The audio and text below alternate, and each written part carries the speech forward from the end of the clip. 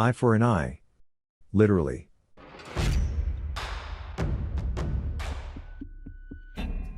If you like true revenge stories, you found the best place for your vengeful needs.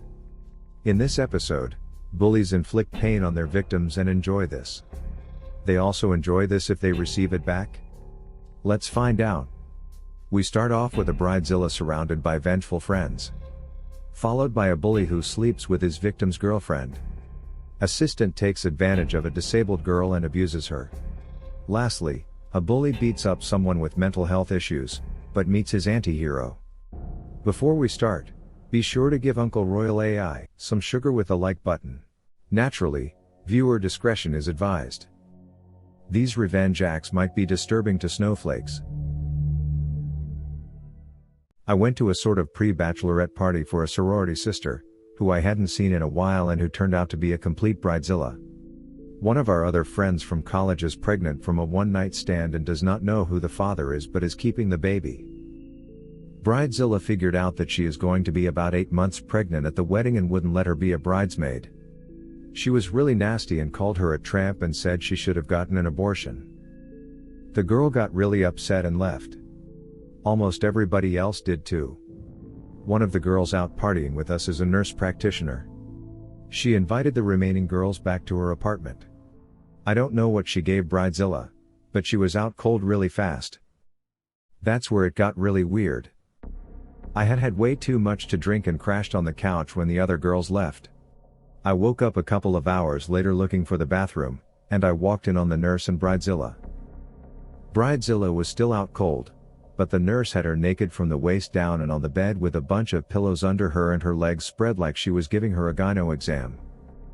I then saw her hold something up and laugh and I realized what she had just done. She had removed Bridezilla's birth control. I got really upset at first and started yelling at her that she was a psycho, so she just flushed it down the toilet and reminded me that if I said anything, Bridezilla would probably have both of us arrested. I realized she was right, of course. And it didn't help I was really drunk. When she saw I was backing down, she laughed and explained that her birth control was the copper kind, with no hormones to stay behind in her body to prevent ovulating and that with any luck Bridezilla would be showing a baby bump by her wedding day. At first I was going to keep my mouth shut, but I had second thoughts and felt guilty and tried to contact Bridezilla later to warn her somehow, but she wouldn't return my calls and texted me that she was angry at me for inviting our pregnant friend out that night. She texted some really nasty things about her. So I decided Bridezilla really deserved what was coming to her. But I didn't want to bring an unwanted baby into the world. I spread a rumor that she had gotten really drunk that night and told us she was getting her birth control removed, because she wanted to make sure her fiancé was on the hook with a baby just in case he got cold feet before the wedding. Word got back to him, and he insisted on checking for her strings himself and then dragging her to the walk-in clinic when he couldn't feel them. By the end of her exam the wedding was off. Word is she just got a D and C. So not only did we get revenge on her for being a total doo-doo, we also saved a nice guy from a bad marriage. I sexy timed his brains out last weekend. He deserved it, and so did she. I have had an on-off again relationship with this girl since junior high. We've constantly been in each other's lives, even to this day we still talk. Let's call her Lucy. I thought I was in love with her. Shocker, I wasn't. But in high school things got pretty serious between us. The more serious we got, the worse we treated each other when we fought. It was the most toxic relationship I have ever been in, but we're actually great friends now. At the time I was working stock crew at the mall toy store. Sometimes it was an early morning shift, sometimes it was overnight, so my sleep schedule was all messed up. We were dating and sleeping together pretty regularly my entire senior year. She had her circle of friends and I had my own. They rarely intersected. Enter Prick Kyle. Your typical bully. Now Prick Kyle gave a bad name to all other monster-chugging, drywall assaulting Kyles. He was physically and mentally abusive to his girlfriend, who became his wife later on. He manipulated his friends into letting him walk all over them. Got one girl hooked on pills after he got her pregnant so she would be forced to give the baby up. Just a next level scumbag. Kyle was a part of both our circles. He was friends with a few acquaintances I had, Lucy was pretty close to his girlfriend. Her name was Hannah. Lucy and I had just had a really bad fight a few days before and had made up in our usual way. As I was getting ready to go to bed for work the next morning, my phone went off. It was a text from Kyle followed by 3 pictures. One nude of my Lucy alone, one of my girlfriend and his, and the last one only half loaded, but it was clearly a picture of my girlfriend giving him a oral present. I was furious, but as I was already graduated I wouldn't run into him again to take my rage out the traditional way, so I just said forget it and moved on with my life. I was still mad at Lucy for cheating on me again, so we fought it out a few times and eventually made up when she told me the whole story. We both cheated before this multiple times, so the revenge not based on that. Kyle did me wrong here. Kyle had told her I was sleeping with his girlfriend's sister or something and that this was how she should get back at me. Now was it petty and dumb? Absolutely. But she wasn't so bright and the story wasn't so far-fetched that she didn't believe him. She told me that since it was crap on Kyle's end she was done with both of us. We went on with our lives. A few years go by. Lucy has moved to another state, but we still keep in touch, and out of the blue, Kyle's wife hits me up on the Book of Faces. Seems karma didn't forget about me. We talk about how life has been and whatnot, where we live and such. Turns out she's just down the street from me. We keep talking every so often when she texts one day asking for a favor. I'm not working that day and bored out of my mind, so I oblige and run a pack of smokes down to her, since she's out and can't get more because of her kid. I get to her apartment and we hang out for a bit talking. We head out to the patio for a cigarette, and in the daylight her shirt is almost completely see-through. I make a offhand comment about it and without a second thought she pulls her shirt off. We go back inside and go to town on each other on her and Kyle's bed. We keep the affair going a few weeks, then just kinda stop. At this point I felt my revenge was complete. I had this guy's wife on his bed and he won't know till they get into another huge fight. I wipe my hands of the drama and go about my day. Fast forward another few years, my band had just finished a huge show before we went on tour, and as I'm doing the meet and greet thing at our merch booth, I get a Facebook message from Kyle. Kyle was in the hospital. He said it was serious and had a question. Did you ever spend time with my wife? I'm looking at this text thinking of all the ways I could mess with his head, but decided to probe a little by saying, I think that's something you should ask her first. He replies, I did and she told me something happened at our apartment. I need to know if it's true. So I think for a second and send him 2 pictures we took, one of her giving me an oral present, and one of the aftermath. He just replies with, thanks, and blocked me. I think good, now the prick knows what it feels like, and go about my merry. But this story isn't done yet, friends, not by a long shot. See, unbeknownst to me, Kyle and his wife had another kid around 9 months after our affair, and it wasn't Kyle's. From the pictures it was obvious that we didn't use protection and there was no pull-out game. So he immediately suspected it was mine. Hannah knew better since she was already pregnant when we started, but just barely. Kyle viewed me as his enemy ever since high school because I stole all of his friends. So knowing that he was raising the child of someone he hated just burned him up inside. He turned to hard drugs and became a raging alcoholic, tried to get information on where I lived and kept trying to get revenge on me for all of this, but failed miserably, lost his job, his family, what few long-time friends he had. Basically his life just crashed around him. About 2 years ago I reconnected with another ex from high school and she told me the aftermath, what Kyle tried to do, what ended up happening to his life. Hannah took him for everything in their divorce. Last I heard he's locked up for robbing a liquor store while carrying methamphetamines and a loaded pistol, which landed him in for about 12 years. I was born with cataracts that later became glaucoma when I turned 5. After some years something happened that caused me to lose all vision in my left eye. This meant that I needed an assistant for the rest of my education. So when I was starting middle school, my parents found an assistant to help me with moving around my school. I'll call her Ella for simplicity's sake. Ella was friendly to me and my parents, so they didn't have to worry. Ella did her job and she was super friendly with me. But then it all changed. One day Ella didn't come to school. She called my dad saying that she got in an accident on the road.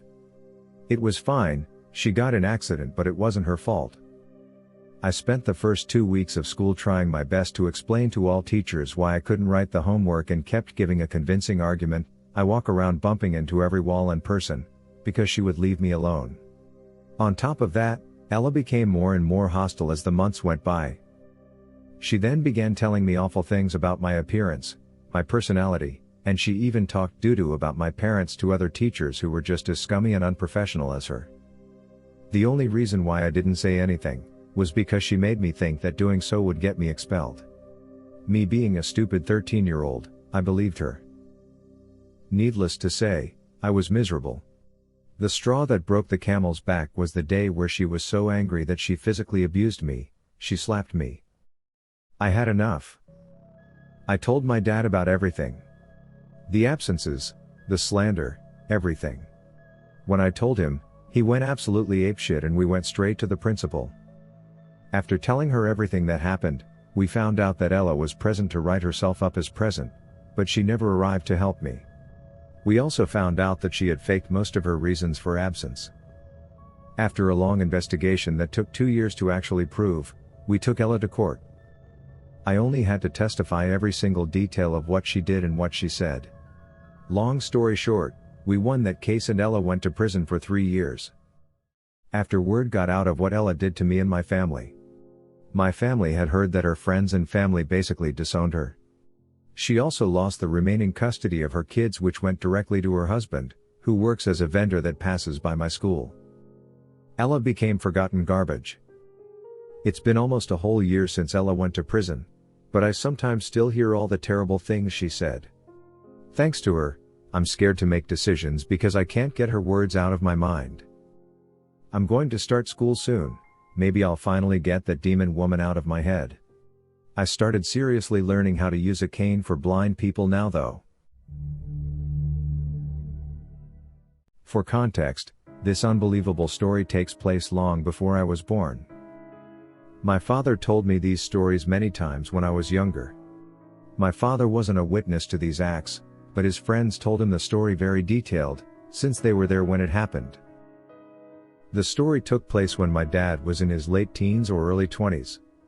There was this guy, Daniel, who was mentally challenged. Occasionally he was able to successfully understand the situation around him, but the majority of the time, he couldn't. Because of that, his friend group constantly protected him, not out of pity, but because they genuinely cared about him. So Daniel was in a bar with a large group of his friends. In comes a jerk named Cage, who decided he didn't like Daniel's mental issues, and decided to poke fun at him. Daniel's friends all forced Cage to back off, but Cage's friends were there too, and they were taller than they were, so they were a bit intimidated. Although they kept close, just in case things went south, and they assumed a verbal assault would be the furthest that this would go. How wrong they were. Cage decides to poke fun at Daniel, making stupid noises at him, purposely talking all wrong and broken as a way to mock his difficulty to speak due to his issues, and well, everything else you can imagine. But like I said, Daniel, most of the time, wasn't able to pick up the things around him, and thus, wasn't fazed by the insults, since he couldn't really understand what was going on. This seemingly upset Cage, who then resulted in beating the ever-loving hell out of Daniel. Daniel's friends immediately tossed aside their intimidation of Cage's friends and tried to stop him, but were restrained by Cage's friends while poor Daniel was defenseless against Cage's beating. 2 minutes later, Cage stops the beating, laughs at Daniel and kicks him one last time before leaving with his buddies. Daniel's friends take him away to a hospital and inform his parents and older brother. Daniel's brother, we'll call him Vin Johnson. Why? Because, if you take Vin Diesel and Dwayne Johnson, fuse them together. That's Daniel's brother. That's how buffed and jacked he was. He went full Papa Bear mode, seeing red at his beloved little brother being beaten to a pulp and demanded to know who did it, and Daniel's friends informed him, and Vin immediately returned to the bar a day later. I was told this part so many times, and this is what happened and were his exact words. He literally kicked the door open and loudly, and aggressively, asked, "Who the fuck beat my brother up yesterday? Which one of you fuckers did it? Start talking or I'll tear this place piece by piece." Despite Vin's Hulk-like stature and Darth Vader levels of deep voice, Cage wasn't scared and smugly walked up and told him, "I did. What you gonna do about it?" Without less than a millisecond later, Vin punched Cage so hard he actually flew back a couple feet. Vin stomped over to Cage and continued to beat him up. He stood above a fallen Cage and rained punches like those you see in movies. Then, he picked him up and threw him into a wall, before grabbing him by the hair and smashing his head onto the pool table several times. Finally, Cage's friends interfered, although they were all beaten up by Vin. Seriously, it was like 5 versus 1, yet Vin whooped their asses. According to my father, whose friends were there and were watching the whole thing, Vin took 2 of Cage's friends, lifted them both up with one hand each by the throat and smashed their heads onto a glass portrait, knocking them both out instantly and leaving them with several cuts from the falling glass. Then, Vin finished off Cage's remaining friends before returning his attention to Cage himself, who was literally dragging himself across the floor in fear, and as Vin grabbed him by the collar of his shirt, Cage begged him to stop, but Vin sarcastically asked him if his little brother Daniel also begged him to stop, and Vin continued to beat the doo-doo out of him. Even after Cage was knocked out, with his face covered in blood, and a few teeth knocked out, Vin continued to beat him up, and was only stopped by Daniel's friends, who told him to stop, otherwise he could kill him. Vin actually responded with, "I still don't see the problem." The bartender was watching, but knowing what a piece of doo-doo Cage was, decided not to do anything. Yep, Cage was that much of an prick, but since he paid for beer almost every day, the bartender wouldn't throw him out. Vin decided to end the beating by picking the now unconscious Cage one last time and threw him across the bar, and Cage's head smashed against a jukebox. Vin and Daniel's friends walked away, and the bartender called an ambulance for Cage and his friends. A few weeks later, Daniel was dispatched from the hospital and only suffered bruises, but was overall alright. When Daniel's friends returned to the bar sometime later, they asked the bartender if he knew what happened to Cage and his friends, and the bartender actually knew almost everything that happened. Apparently, Cage's parents decided to find out what actually happened. Since one of Cage's eyes had suffered so much damage, he actually became blind in one eye, and asked for security footage, but the bar didn't have cameras, so there was nothing. However, the bartender actually came clean and told them all that happened, and what Cage had done to deserve the beating. Surprisingly, the parents were not entitled and understood the situation and asked the bartender to tell Vin and his family they were sorry for their son's behavior. They promised to update him on Cage's future to inform Daniel's family about Cage's punishment. Then, according to the bartender, Cage's parents refused to take him back home, and literally threw him out on the streets, telling him that if he was willing to beat a defenseless person, then he too shall become defenseless without support from his family. Cage became homeless. His friends abandoned him and became a loner. One day, Vin actually passed by Cage while driving his car, and since it had been a day after a rainy day, there were water puddles around, and Vin purposely drove over one, which splashed over to Cage, making completely soaked in dirty water. Cage began cursing at him, but as Vin slowed down and looked over, Cage recognized Vin and fled immediately. Not too long after, Cage was arrested for trying to steal food off a local market, and his parents actually further added to his sentence over the beating he gave to Daniel, making Cage spend some good quality time in jail.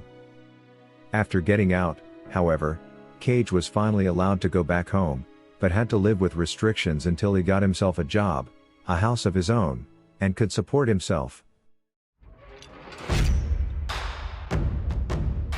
Thank you for enjoying this episode, which was made with artificial love. Subscribe or give Royal AI some sugar by avenging the like button. Could you imagine doing one of these acts yourself? Share your experience below. I'll join the conversation.